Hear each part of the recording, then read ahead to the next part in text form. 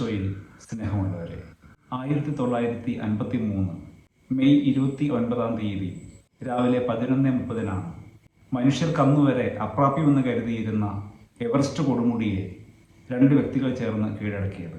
Edmund ഹിലരിയും Tenzing നോർഗയും ചേർന്നു. പിന്നീട് നടന്ന ഒത്തിരിയേറെ അഭിമുഖങ്ങളിൽ എഡ്മണ്ട് ഹിലരിയോട് പലരും ചോദിച്ചു, താങ്കളുടെ കൂടെ വന്ന സഹയാത്രികനായ സഹായിയായ ടെൻസിംഗ് നോർഗയെക്കുറിച്ച് എന്താണ് പറയാനുള്ളത്? എഡ്മണ്ട് ഹിലരി പറഞ്ഞു, അദ്ദേഹം വെറുമൊരു വഴികാട്ടിയോ ഒരു സഹായിയോ മാത്രമായിരുന്നില്ല എനിക്ക്, മറിച്ച് എവറസ്റ്റിലേക്കുള്ള യാത്രയിൽ, പ്രത്യേകിച്ചും മരണത്തിൻ്റെ മേഖലയിലൂടെ, ഡെത്ത് സോണിലൂടെ കടന്നുപോയപ്പോൾ എനിക്ക് അദ്ദേഹം ഒരു രക്തസഹോദരനെ പോലെയായിരുന്നു. ആരാണ് ആദ്യം എവറസ്റ്റിൽ കാലുകുത്തിയത് എന്ന ചോദ്യത്തിന് ഒരു പുഞ്ചിരി മാത്രമായിരുന്നു ഹിലരിക്ക് മറുപടിയായി പറയാനുണ്ടായിരുന്നു. ഈ സംഭവം നടന്നിട്ട് 7 പതിറ്റാണ്ടുകൾ കടന്നുപോയിട്ടും ആരാണ് ആദ്യം എവറസ്റ്റിന് മുകളിൽ കാലുകുത്തിയത് എന്ന ചോദ്യത്തിന് ഞങ്ങൾ രണ്ടുപേരും ചേർന്നാണ് എന്ന ഉത്തരം മാത്രമാണ് അവർ നൽകിയത്. അതിമനോഹരമായ ഒരു ബന്ധത്തിൻ്റെ, ഒരു വഴി നടക്കലിൻ്റെ ഓർമ്മകളാണ് ടെൻസിംഗും ഹിലരിയും പങ്കുവയ്ക്കുന്നത്. പ്രിയമുള്ളവരെ, ശ്രീഹക്കാലത്തിൻ്റെ അവസാന ആഴ്ചയിലൂടെ, 7ാമത്തെ ആഴ്ചയിലൂടെ കടന്നു പോകുമ്പോൾ നാം ഇന്ന് ധ്യാനിക്കുന്നത് ദൈവത്തിൻ്റെ സ്വന്തമായ ഓരോ വ്യക്തിയുടെയും കൂടെ എപ്പോഴും സഞ്ചരിക്കുന്ന ഒരു ആശ്വാസകനെ, ഒരു സഹായകനെ കുറിച്ചാണ്, പരിശുദ്ധാത്മാവിനെ കുറിച്ചാണ്. നാം ഇന്ന് വായിച്ച് ധ്യാനിക്കുന്ന 4 വിശുദ്ധ ഗ്രന്ഥ ഭാഗങ്ങളും നമ്മളോട് സംസാരിക്കുന്നത് ദൈവാത്മാവിനെ കുറിച്ച് തന്നെയാണ്. ശ്രീഹക്കാലം അപ്പസ്തോലന്മാരുടെയും പരിശുദ്ധാത്മാവിൻ്റെയും പ്രവർത്തനങ്ങളെക്കുറിച്ചുള്ള വിവരണമാണ്, ധ്യാനമാണെന്ന് നമുക്കറിയാം. യഹൂദരെ ഭയന്ന് കതകടച്ചിരുന്ന ശിഷ്യന്മാർ സിഹ്യോൻമാളികയുടെ വാതിലുകളെ തുറന്ന് ജനസമൂഹത്തിൻ്റെ മുൻപിലേക്ക് വന്ന് സധൈര്യം ഈശോയെ പ്രഘോഷിച്ചതും, പിന്നീട് ലോകത്തിൻ്റെ നാനാഭാഗങ്ങളിലേക്ക് യാത്രയായതും, തങ്ങളുടെ ജീവരക്തം ചിന്തി സഭാതരുവിന് നനവും വളവും നൽകിയതും നമ്മൾ ഈ കാലത്ത് അനുസ്മരിക്കുന്നുണ്ട്. ഭീരുക്കളായിരുന്ന, ഭയചകിതരായിരുന്ന ശ്രീഹന്മാർക്ക് ഇത്രയേറെ ധൈര്യവും ശക്തിയും എവിടെ നിന്നാണ് കിട്ടിയത്? ആരാണ് അവരെ വഴി നടത്തിയത്? ഉത്തരം ഒന്നു മാത്രമാണ്, അത് പരിശുദ്ധാത്മാവ്. യാതൊരു അംഗീകാരവും പദവിയും ആവശ്യപ്പെടാതെ ലോകത്തിൻ്റെ നാനാഭാഗങ്ങളിലേക്കും സുവിശേഷ പ്രഘോഷണ ദൗത്യവുമായി കടന്നുപോയ അപ്പസ്തോലന്മാരുടെ കൂടെ പരിശുദ്ധാത്മാവ് ഒരു സഹയാത്രികനായി, ഒരു നിതാന്ത സന്തത സഹചാരിയായി കൂടെ നടക്കുന്നത് നാം എത്രയോ ഇടങ്ങളിലാണ് വായിച്ച് ധ്യാനിക്കുന്നത്. പരിശുദ്ധാത്മാവ് അത്ഭുതങ്ങൾ കൊണ്ട് വചനം സ്ഥിരീകരിച്ചിരുന്നുവെന്ന് അപ്പസ്തോല പ്രവർത്തനം സാക്ഷ്യപ്പെടുത്തുന്നുണ്ട്. ഒന്നും അവകാശപ്പെടാതെ ഒരു നിഴലെന്ന വണ്ണം, ഒരു അദൃശ്യ ശക്തിയായി പരിശുദ്ധാത്മാവ് അവരുടെ കൂടെ ഉണ്ടായിരുന്നു. നാം ഇന്ന് വായിച്ചു കേട്ട 1ാമത്തെ വചനഭാഗം സംഖ്യയുടെ പുസ്തകം 11-ാം അധ്യായം 16 മുതൽ 18 വരെയും 24 മുതൽ 30 വരെയുള്ള വാക്യങ്ങളിൽ മോശയുടെ ദൗത്യത്തിൽ പങ്കുചേരുന്ന 70 പേരെ പരിചയപ്പെടുകയാണ്. ജനത്തിൻ്റെ ഭാരം വഹിക്കാൻ മോശയ്ക്ക് സാധ്യമല്ലാതെ വന്നപ്പോൾ ആ ഭാരം പങ്കുവയ്ക്കാനായിട്ട് ദൈവം തിരഞ്ഞെടുത്ത 70 പേർ. അവർക്ക് ദൈവത്തിൻ്റെ ചൈതന്യം പങ്കുവെച്ചു കൊടുക്കാൻ വേണ്ടി സമാഗമ കൂടാരത്തിലേക്ക് അവരെ വിളിച്ചപ്പോൾ 2 പേർ കൂടാരങ്ങളിൽ തങ്ങി. പക്ഷേ അവർക്കും പരിശുദ്ധാത്മാവിനെ കിട്ടി. ദൈവത്തിൻ്റെ ചൈതന്യം അവർക്കും അവകാശമായി കിട്ടി. അവരും പ്രവചിക്കാൻ തുടങ്ങി. ഇതിൽ അസ്വസ്ഥനാകുന്ന ജോഷുവ അവരെ തടയാനായിട്ട് മോശയോട് ആവശ്യപ്പെടുമ്പോൾ മോശ പറയുന്ന വചനം അതീവ ഹൃദ്യമാണ്. ആ 2 പേർ മാത്രമല്ല, എൻ്റെ ജനം മുഴുവനും ആത്മാവിനാൽ നിറഞ്ഞ് പ്രവചിച്ചിരുന്നെങ്കിലെന്നാണ് ഞാൻ ആഗ്രഹിക്കുന്നത്. തനിക്ക് സ്വന്തമായ ദൈവചൈതന്യം, തന്നെ ഇത്രയും നാളും ചെങ്കടലിലൂടെ, മരുഭൂമിയിലൂടെ വഴി നടത്തിയ ദൈവചൈതന്യം തൻ്റെ കൂടെയുള്ള എല്ലാവർക്കും ലഭിക്കണമെന്നുള്ള മോശയുടെ നിഷ്കളങ്കമായ ആഗ്രഹത്തെ 1ാമത്തെ വായന അടയാളപ്പെടുത്തുന്നു. 2ാമത്തെ വായനയിൽ നാം കാണുന്നത് സാവൂളിനെ വിട്ടുപോകുന്ന ദൈവാത്മാവിനെ കുറിച്ചാണ്. ജനത്തിൻ്റെ മുറവിളിക്ക് മറുപടി എന്നോണം ഒരു രാജാവിനെ തിരഞ്ഞെടുക്കുമ്പോൾ അയാൾ ഇസ്രായേലിലെ സകല ഗോത്രങ്ങളിലും വെച്ച് ഏറ്റവും ഉയരമുള്ള, ഏറ്റവും സുമുഖനായ, അരോഗ ദൃഢഗാത്രനായ വ്യക്തിയായിരുന്നു.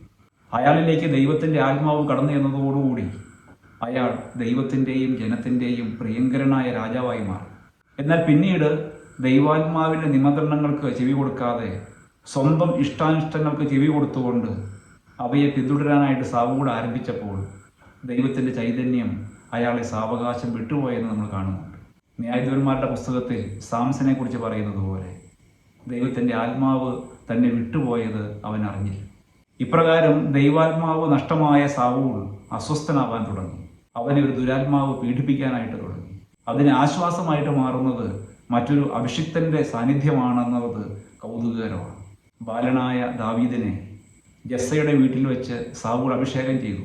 ഇതറിയാതെയാണ് സാവൂൾ ദാവീദിനെ തൻ്റെ ശുശ്രൂഷയ്ക്ക് വേണ്ടി നിയോഗിക്കുന്നത്. ദൈവം തിരഞ്ഞെടുത്ത ഒരഭിഷിക്തൻ. അവൻ എത്രയോ ബാലനായിരുന്നിട്ടും അവൻ്റെ സാന്നിധ്യവും അവൻ്റെ സംഗീതവും സാവൂളിൽ നിന്ന് ദുരാത്മാവിനെ അകറ്റിയെന്ന് വിശുദ്ധ ഗ്രന്ഥം പറയുകയാണ്. ലോകത്തിൻ്റെ എല്ലാ മാനദണ്ഡങ്ങൾക്കും യോജിച്ച ഒരു രാജാവായിരുന്നു സാവൂൾ. പക്ഷെ അയാളിൽ നിന്ന് ദൈവചൈതന്യം നഷ്ടമായപ്പോൾ അയാൾ ഒരു കേവല മനുഷ്യനും അസ്വസ്ഥനുമായിട്ട് മാറി. എന്നാൽ ലൗകികമായ മാനദണ്ഡങ്ങൾക്ക് ഒരിക്കലും പിടികൊടുക്കാത്ത ഒരു കോമളനായ ബാലനായിരുന്നു ദാവീദ്. പക്ഷെ അവനിൽ പരിശുദ്ധാത്മാവിൻ്റെ അഭിഷേകം നിറഞ്ഞപ്പോൾ അവൻ്റെ സാന്നിധ്യം മറ്റുള്ളവർക്ക് ആശ്വാസം പകരുന്ന, ദുഷ്ടാത്മാക്കളെ ദൂരെ അകറ്റുന്ന ഒരു വലിയ ആശ്വാസമായിട്ട്, കൃപയായിട്ട് മാറുന്നതിനെയാണ് രണ്ടാമത്തെ വായന പരിചയപ്പെടുത്തുന്നത്. മൂന്നാമത്തെ വായനയിൽ ഗലാത്യർക്കുള്ള ലേഖനം 5-ാം അധ്യായം 16 മുതലുള്ള വാക്യങ്ങളിൽ നാം കാണുന്നത് പരിശുദ്ധാത്മാവിൻ്റെ ദാനങ്ങളെക്കുറിച്ച്, വരങ്ങളെക്കുറിച്ചാണ്. ഇന്ന് ഒത്തിരിയേറെ തെറ്റിദ്ധരിക്കപ്പെടുന്ന, ദുർവ്യാഖ്യാനം ചെയ്യപ്പെടുന്ന ഒരു മേഖലയാണിതെന്ന് നമുക്കറിയാം. ദൈവത്തിൻ്റെ ദാനങ്ങളും കൃപകളും ഭൗതികമായ തലങ്ങളിലേക്ക് പലപ്പോഴും ഒതുങ്ങിപ്പോകുന്നതിന് ആത്മീയമായ ഫലങ്ങളെക്കാൾ ഉപരി, വരങ്ങളെക്കാൾ ഉപരി, ദാനങ്ങളെക്കാൾ ഉപരി ലൗകികങ്ങളായ, ഭൗതികങ്ങളായ കാര്യങ്ങൾക്ക് കൂടുതൽ പ്രസക്തി കൈവരുന്ന ഒരു ലോകത്താണ് നാം ഇന്ന് ജീവിക്കുന്നത്. ഒരാൾ ദൈവത്താൽ അനുഗ്രഹിക്കപ്പെട്ടു എന്നതിനർത്ഥം അയാളുടെ സമ്പത്തും അയാളുടെ വസ്തുവകകളും വർദ്ധിക്കുന്നു എന്നുള്ള ഒരു മാനദണ്ഡം എങ്ങനെയോ എവിടെയോ കടന്നുകൂടിയിട്ടുണ്ട്. പക്ഷെ അതേസമയം പൗരസപസ്തലൻ വ്യക്തമായിട്ട് പറയുകയാണ്, പരിശുദ്ധാത്മാവിൻ്റെ ദാനങ്ങൾ അതെല്ലാം മാനുഷികമായ കൊച്ചു കൊച്ചു കാര്യങ്ങളാണ്. അത് സ്നേഹവും ആനന്ദവും സമാധാനവും ക്ഷമിക്കാനുള്ള കഴിവും ആത്മസംയമനവും തുടങ്ങിയവയാണ്. എല്ലാം നമ്മുടെ ഉള്ളിലുള്ള കാര്യങ്ങൾ തന്നെയാണ്. പക്ഷേ അതിനെ വളർത്താൻ, അതിനെ ഒരു ജീവിത നിലപാടാക്കി മാറ്റാൻ നമുക്ക് ചില സ്വാർത്ഥതകളെ ദൂരെ കളയേണ്ടതായിട്ടുണ്ട്. കുറേ സഹനങ്ങളെ സ്വീകരിക്കേണ്ടതായിട്ടുണ്ട്. കുറേ ബുദ്ധിമുട്ടുകളെ സഹിക്കേണ്ടതായിട്ടുണ്ട്. നമ്മളെക്കാൾ ഉപരി മറ്റുള്ളവർക്ക് പ്രാധാന്യം കൊടുക്കേണ്ടതായിട്ടുണ്ട്. ശുശ്രൂഷ സ്വീകരിക്കുന്നതിനേക്കാൾ ഉപരി ശുശ്രൂഷയ്ക്ക് വേണ്ടി നമ്മളെ തന്നെ വിട്ടുകൊടുക്കേണ്ടതായിട്ടുണ്ട്. ഇവിടെയാണ് മാനുഷികമായ വിത്തുകൾ ദൈവകൃപയ്ക്ക് കീഴിൽ മുളച്ചു വളർന്ന് വിശുദ്ധിയുടെ പരിമളം പരത്തുന്ന പുഷ്പങ്ങളായിട്ട് മാറുന്നത്. 4-ാമത്തെ വായനയിൽ യോഹന്നാന്റെ സുവിശേഷം 14-ാം അധ്യായം 15 മുതൽ 20 വരെയും 25 മുതൽ 26 വരെയുമുള്ള വാക്യങ്ങളിൽ ഈശോ അപ്പസ്തോലന്മാർക്ക് കൊടുക്കുന്ന ഒരു വലിയ ഉറപ്പാണ്. അത് അവൻ്റെ സ്നേഹത്തിൻ്റെ ഉറപ്പാണ്. ശിഷ്യരോടുള്ള, ഈ ലോകത്തോടുള്ള അവൻ്റെ സ്നേഹം അവൻ പ്രകടിപ്പിച്ചത് ബലിയർപ്പണത്തിലൂടെയാണ്. ഇത്രയേറെ മഹത്തായ, ഉദാത്തമായ ഒരു സ്നേഹം പങ്കുവച്ചിട്ട് അവൻ പറയുകയാണ്, നിങ്ങൾ എന്നെ സ്നേഹിക്കുന്നുണ്ടെങ്കിൽ നിങ്ങൾ എൻ്റെ വചനങ്ങൾ പാലിക്കും.